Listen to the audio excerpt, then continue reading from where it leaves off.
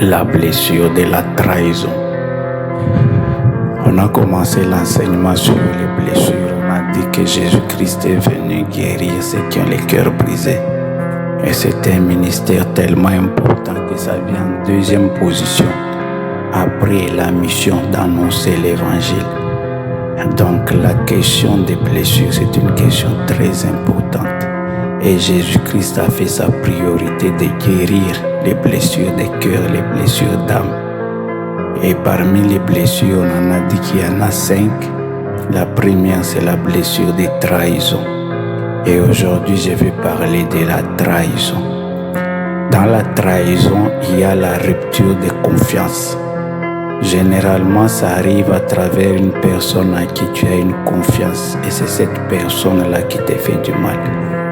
Donc, le principe qu'il y a, c'est qu'il y a une confiance qui a été brisée. Et généralement, ça arrive à travers les personnes les plus proches. Caïn, c'est lui qui a tué son frère Abel. Abel avait une confiance totale à son frère. Il ne pouvait jamais imaginer que son frère allait lui faire le mal, jusqu'à arriver à le tuer. Et dans la Bible, il y a plusieurs exemples de trahison comme ça. Et Joseph a été vendu par ses propres frères. Et quand la blessure de trahison arrive, ça crée un choc tellement grand parce que ça vient bouleverser ce que j'ai dit, le processus de confiance qu'on avait dans les personnes. Et le diable se sert souvent de ces principes. C'est toujours les personnes les plus proches qui l'utilisent pour vous détruire. Et ça, c'est de la trahison. Et vous regardez bien, cette blessure est la plus importante de toutes parce que c'est la blessure qui laisse des marques les plus profondes. Même pour que Jésus soit amené à la croix, c'est cette blessure de trahison qui a été utilisée. Judas est allé les vendre, l'un de ses disciples, avec qui ils ont passé 3 ans. Ils ont passé des moments terribles. Ils ont passé ensemble les naufrages dans la mer. Ils ont passé ensemble des temps dans le désert. Ils ont passé ensemble des temps dans la prière. C'est une personne qui était avec eux, qui connaissait leurs secrets. Et c'est la personne qui gérait même les finances. Quelque part, ces gens-là avaient une confiance totale en Judas. Et c'est celui-là qui est allé trahir Jésus. Donc chaque fois qu'il y aura trahison, c'est une confiance qui a été rompue. Et la Bible entière parle des exemples de trahison. Et ce que ça laisse comme trace chez la personne qui est trahie, c'est une blessure excessivement profonde. Et c'est généralement une blessure qui change quelqu'un à vie. C'est une blessure qui change même le comportement de quelqu'un. Parce que si on ne fait pas un effort pour guérir cette personne change complètement. Je vous avais parlé de Joseph. Joseph, après, même quand il a retrouvé ses frères en Égypte, ils sont allés là avec toute la famille. Son attitude avait complètement changé. Ce n'était plus la même personne. À tel point que ses frères sont allés dire à leur père Israël, dis-lui qu'il ne nous fasse pas du mal quand tu vas mourir. C'est parce que cette personne avait complètement changé. C'est une blessure grave.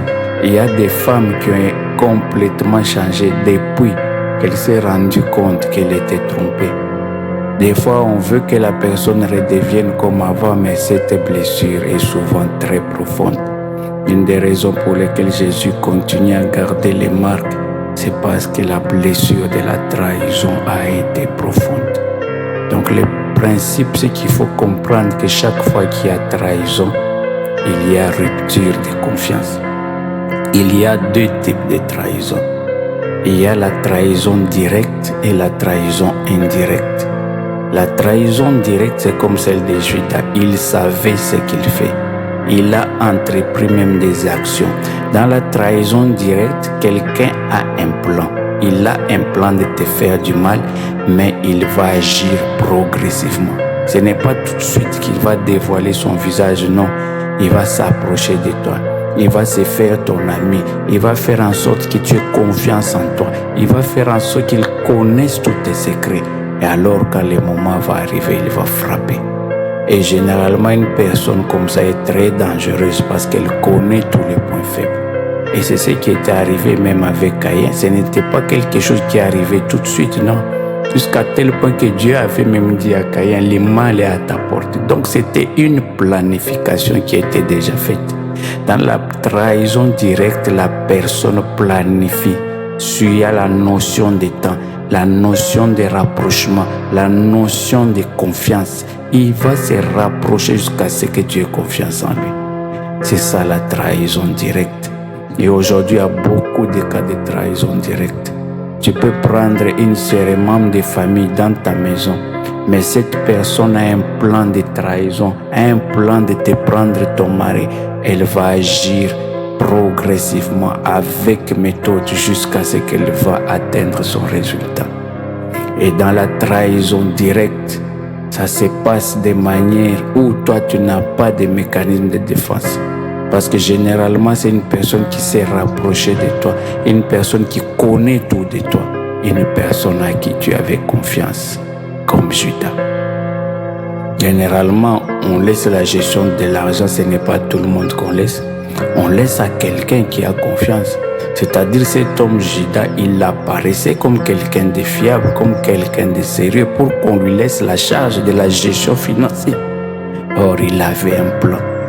Il avait un plan. Il y a des gens qui se sont retrouvés dans ces situations. Un ami intime, un ami avec qui vous avez tout fait. Et c'est celui-là qui a retourné les dos contre toi. Et la Bible dit, celui avec qui je mange, c'est celui-là qui a retourné les dos contre moi. Celui-là qui a accès à toi. Celui-là, même si tout le monde attend, mais lui, il arrive, il a accès. C'est celui-là qui va te trahir.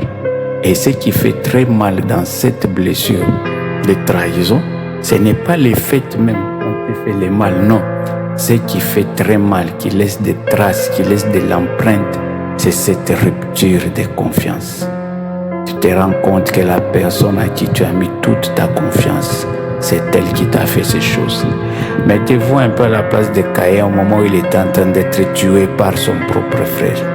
Qu'est-ce qui s'est passé en lui? La Bible dit que les sang d'Abel crient encore jusqu'à aujourd'hui. Ces sangs ne crient pas, Abel ne crie pas à cause de douleurs physiques, non, parce que son corps est déjà mort, il est déjà détruit. Quand on dit son sang crie, c'est son âme qui continue à garder cette blessure de trahison. À cet instant, il y a eu un traumatisme tellement grand que son frère le tue. Et cet homme Abel, il est mort avec cette blessure. Et c'est cette blessure qui continue à crier. Parce qu'on dit les sangs crient. Les sangs se trouvent dans l'âme. Donc l'âme là continue à avoir cette douleur jusqu'à aujourd'hui. Comme je vous avais dit l'autre fois, les blessures restent pendant longtemps. Même après la mort, la blessure reste. Donc ce qui fait mal, c'est la rupture de confiance.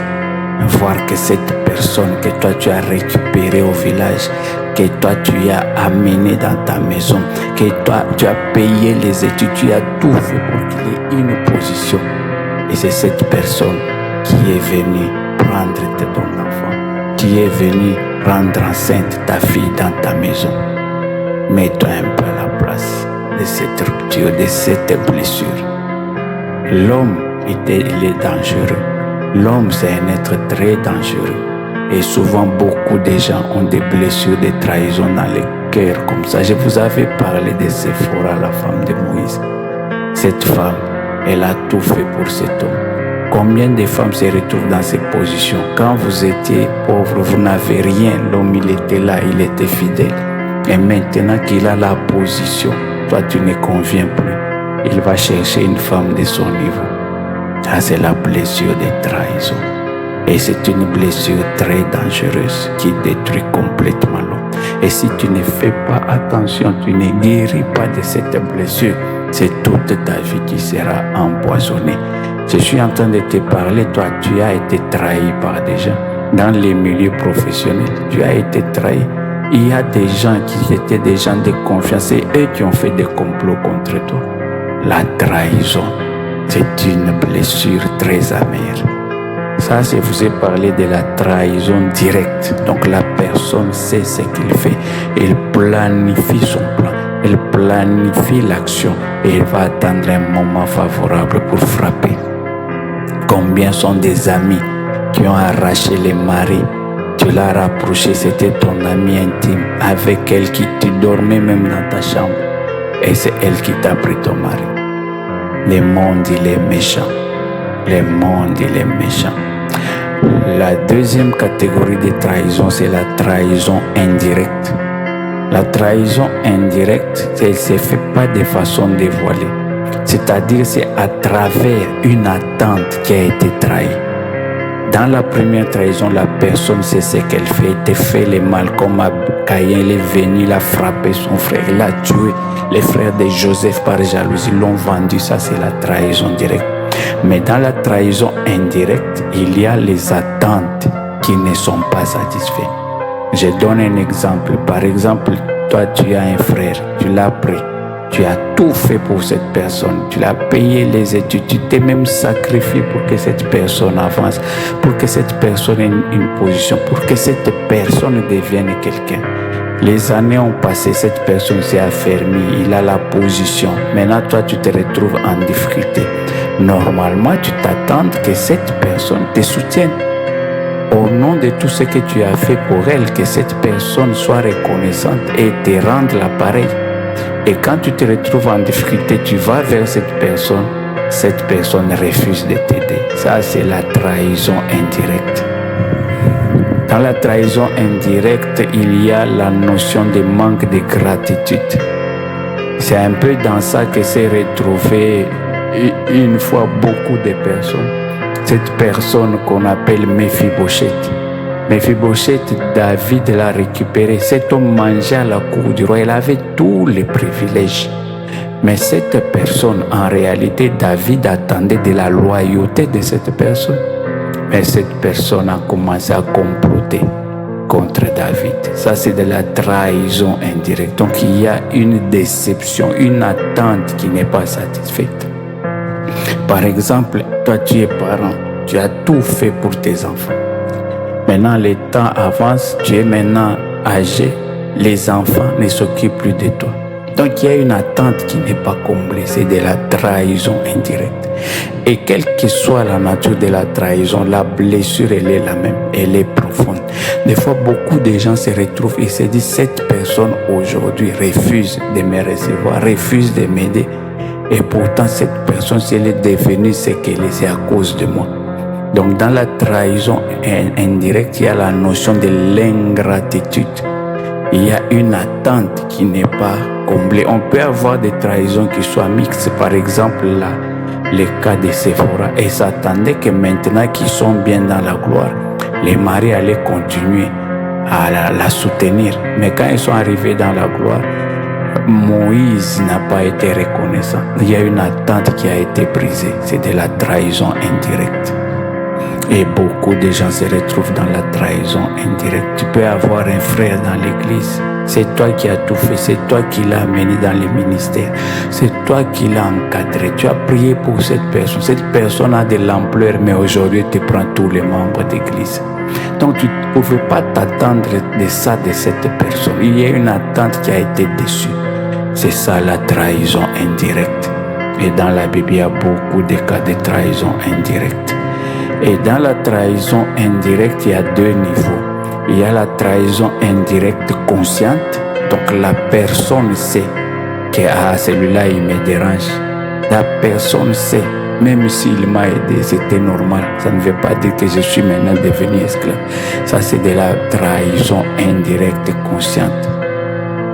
La trahison indirecte consciente. Par exemple, il y a certains enfants. Tes parents se sont sacrifiés pour que tu deviennes ce que tu es, pour que tu étudies, tu aies la position que tu as aujourd'hui. Mais maintenant que tu es bien, les parents deviennent des sorciers. Tu ne veux même plus les soutenir. Ah non, la maman devient sorcière. Mais si elle était sorcière, pourquoi elle ne t'a pas tué, elle ne t'a pas sacrifié pendant que tu étais enfant? Vous ne pouvez pas imaginer la souffrance qu'une mère a pour élever un enfant. Un petit enfant, un bébé. Et pour que cette personne marche, vous ne pouvez pas supporter le niveau de sacrifice que les parents font pour que vous, les enfants, vous deveniez ce que vous êtes. Voilà pourquoi la Bible dit « Enfants, honorez vos parents ». Parce que ces gens-là ont tout fait. Ce que vous êtes devenus, ce sont vos parents. Des fois, au prix de sacrifices inimaginables. pour que vous soyez ce que vous êtes aujourd'hui. Maintenant, aujourd'hui que vous avez la position, vous refusez de vous souvenir de vos parents. C'est de la trahison indirecte, consciente. Même Dieu est contre ça. Jésus-Christ a dit, celui qui refuse de soutenir ses parents, il est pire qu'un meurtrier. C'est ça, la trahison indirecte, consciente. Aujourd'hui, un évangile vraiment satanique qui est dans les églises, qui consiste à faire que les parents deviennent des sorciers. Si tu ne manges pas, ta vie ne fonctionne pas, c'est ton père, c'est ta mère. Mais cette personne, pourquoi ne pouvait-il pas t'étrangler pendant que tu étais bébé? Pendant que tu étais sous son pouvoir, cette mère pouvait t'étrangler, te tuer. Pourquoi ne t'a-t-elle pas tué pendant ce temps? Elle veut maintenant te tuer maintenant que tu as une position. Non, c'est la mère qui est sorcière. Je vous dis en vérité, cet évangile n'est pas l'évangile de Jésus-Christ. Dieu dit, honore ton père et ta mère. Honore ton père et ta mère. Beaucoup de gens, à cause de ces prophéties déréglées aujourd'hui, ont abandonné leur enfant. Les jugements de Dieu vous attendent. Dieu vous demandera des comptes. Il y a de l'ingratitude. Ne peux-tu pas te souvenir même combien de fois ton père s'est sacrifié? Combien de fois il s'est privé pour que toi tu étudies? Combien des humiliations il a subi pour que vous les enfants vous ayez même à manger? Et aujourd'hui, ce sont ces parents-là qui sont devenus des sorciers. L'enfer vous attend. La trahison de l'ingratitude. La trahison indirecte. Oh, yaba, kanti, karapa. Ces parents, quelque part, ils attendent aussi que vous les supportez de la même manière. Ils attendent aussi que vous vous sacrifiez aussi pour eux, comme ils ont fait. Mais aujourd'hui, les parents sont des sorciers. Il y a des gens qui ne se soucient même pas pour savoir qu'est-ce que les parents vont manger. Vous savez très bien dans l'état où ils sont, ils n'ont plus la position pour travailler. Où veux-tu qu'ils trouvent l'argent? Tu as l'argent pour aller dépenser dans les bars. Tu as l'argent pour financer les fêtes d'anniversaire des copines et des maîtresses. Mais tes parents sont dans la faim. L'enfer t'attend. Ça, j'ai parlé de la trahison indirecte consciente. Le deuxième niveau, c'est ce qu'on appelle la trahison indirecte inconsciente. C'est-à-dire la personne ne sait pas ce qu'il fait. La personne ne mesure pas l'ampleur des choses. La personne ne comprend pas dans quelle situation elle se trouve. C'est dans cette situation qu'était la reine Esther. Quand son oncle Mardochée est venu lui dire, voilà, il y a tel complot. Qu'est-ce qu'elle est en train de dire? Non, voilà, ici c'est difficile, je n'ai pas le droit de voir les rois. Et immédiatement, Mardochée l'a repris. Et lui a dit, qui sait si c'est pour ce moment que Dieu t'a positionné là-bas. Et si toi tu ne veux pas aider, la victoire viendra d'ailleurs, mais toi et ta famille, vous serez détruits. Et ça a réveillé la reine Esther. Dans la trahison indirecte, inconsciente, des fois, il y a de l'égoïsme. On ne voit pas les intérêts des autres, on voit ses intérêts à soi. Ce n'est pas qu'on a l'intention de faire du mal, non.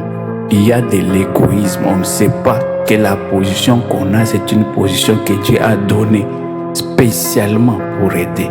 Il y a cette personne, Joseph, qui a dit, Dieu m'a envoyé ici en Égypte pour donner une grande délivrance. Donc, dans la trahison inconsciente, dans la trahison indirecte, inconsciente, la personne ne saisit pas son mandat, ne saisit pas son ministère, ne saisit pas son positionnement. Tu as aujourd'hui une position élevée dans la famille, mais la famille attend que tu te serves de cette position pour positionner tes frères, pour aider les gens. Qui sait si c'est pour un moment comme celui-là que Dieu a permis que tu arrives à cette position-là. Joseph avait compris, il a utilisé de sa position pour faire venir toute une famille. 76 personnes dans un pays étranger, je pense 75 personnes dans un pays étranger. Mais toi, si Dieu t'a aidé, il y a des Joseph que Dieu élève dans la famille, mais ce n'est pas pour toi-même, c'est pour que tu deviennes une délivrance de cette famille et beaucoup de gens ne comprennent pas. Il y a même certaines bénédictions que Dieu te donne, ce n'est pas pour toi, c'est pour aider toute cette famille. Il y a certaines positions, par exemple Esther a accédé à cette position pour sauver tout un peuple. Et il y a des femmes qui ne comprennent pas pourquoi dans ta famille c'est toi qui as les meilleurs mariages. Quel est le but de cette position? Quel est le sens même? Mais c'est pour que tu viennes en aide à cette famille. C'est pour que tu viennes en aide pour aider la famille entière. Dieu choisit toujours une personne pour bénir une famille entière, pour bénir un peuple. Dieu peut te choisir toi pour qu'à travers toi la famille entière ait la délivrance. Joseph a fait partir tout son pays sa famille dans un pays étranger. Mais toi tu es dans un pays étranger depuis combien d'années? Quelle démarche as-tu fait pour aider l'un de tes frères d'aller te rejoindre? Quel positionnement as-tu?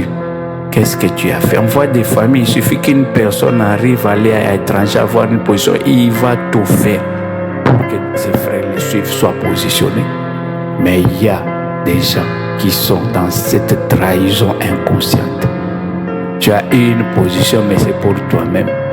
Tu as une position, c'est avec des amis que tu veux jouir.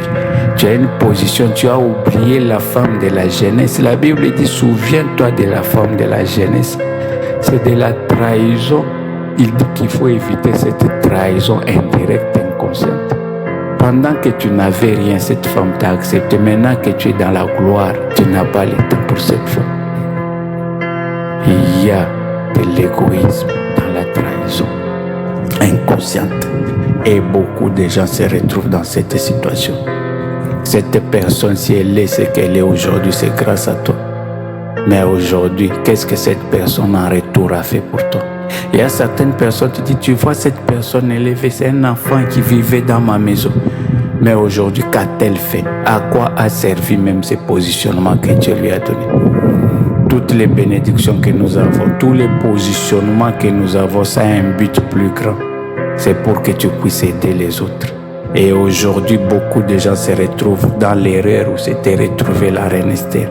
La reine Esther voyait la gloire, elle était là avec les bijoux, les amis. Mais son oncle lui a dit, attention, qui sait si c'est pour un moment comme celui-ci que Dieu t'a positionné. Rakaito Bakai Sopa. Et chaque fois qu'on ne le fait pas, c'est de la trahison indirecte, inconsciente.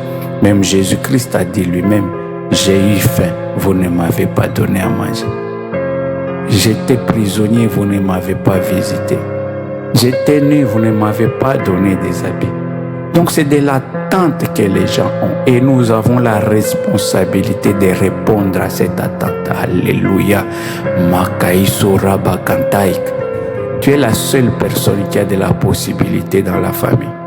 Mais pourquoi? C'est pour que toi tu aides tout le monde. Tu dois utiliser cette position pour aider la famille. Tu dois utiliser cette position pour aider la communauté. Ce n'est pas pour rien que toi tu as accès. Des fois, tu peux même parler de quelqu'un. Rakaito Makaiso Paikera. Tous ont dit que Moïse est devenu premier ministre. En réalité, si Moïse est devenu premier ministre, c'est parce qu'il y a eu quelqu'un qui n'est pas tombé dans les pièges de la trahison inconsciente. Les conseillers du roi qui étaient en prison, c'est parce qu'il a parlé de lui à Pharaon. Sinon, Joseph n'allait jamais sortir de la prison. Il a dit dans la prison, il y avait un homme qui s'appelait Joseph, qui avait la capacité de... Des fois, tu peux parler juste de quelqu'un.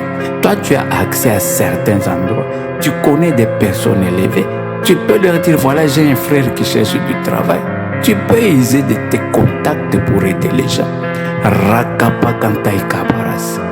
Mais à quoi te servent tes contacts réellement? Ça sera vraiment quelque chose d'anormal. Toi, tu as une position élevée.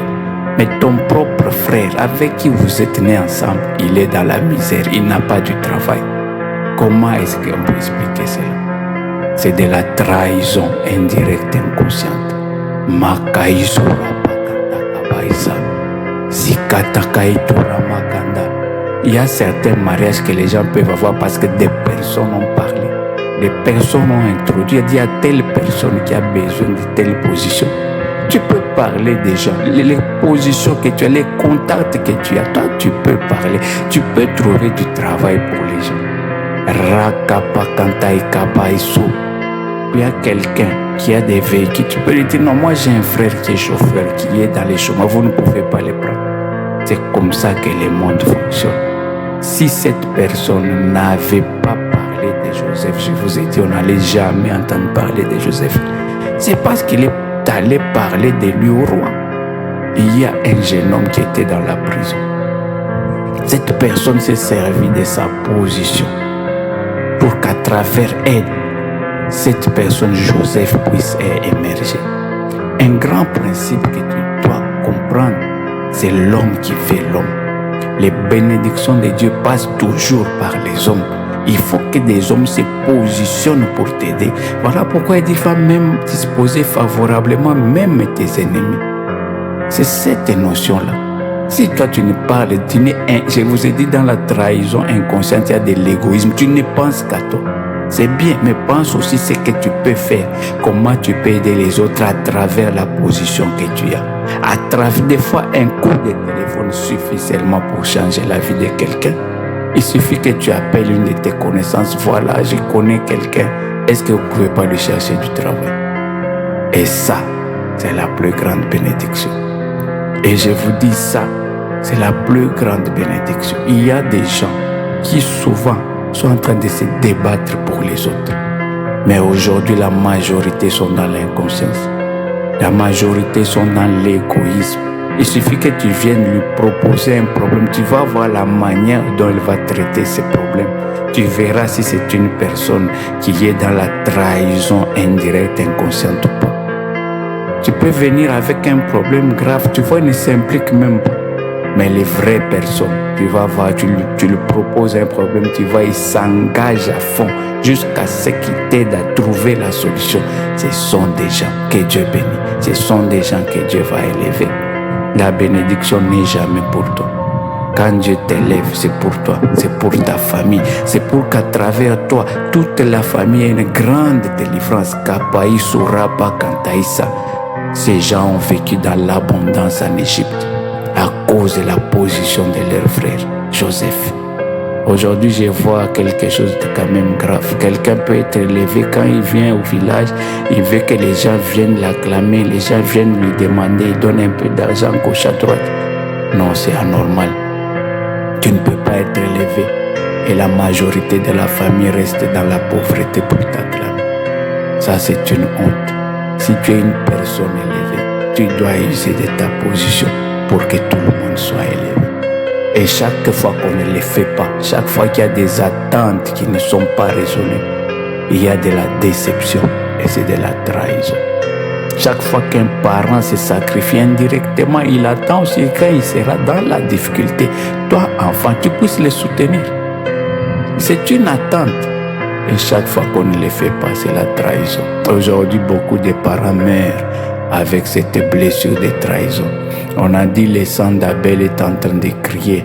L'âme des parents meurt et vont continuer à crier. Voilà pourquoi tu vas voir, tu avais une position et puis cette position tombe parce que finalement ça n'a servi à rien. Qu'est-ce que ça a apporté même dans la famille? Et tous ces parents qui partent dans ces situations, dans ces conditions, avec cette blessure, leur sang est en train de crier. Leur blessure est en train de crier et ça va bloquer tes voies. Dans la vie, il n'y a rien pour rien. Dieu ne fait jamais des choses pour rien. Quand il permet que toi tu aies la position, tu aies le mariage que tu as, un mariage avec un mari qui a tout, c'est pour que tu aies ta famille. Et si toi tu es dans cette position, tes propres sœurs et frères sont dans la souffrance, ils doivent venir mendier chez toi. Quelque part, ça ne va pas. Tu es dans la blessure de la trahison par inconscience. Quelque part, tu ne fais pas ce que tu dois faire. Parce que ta position devrait aider à changer la vie de ces gens.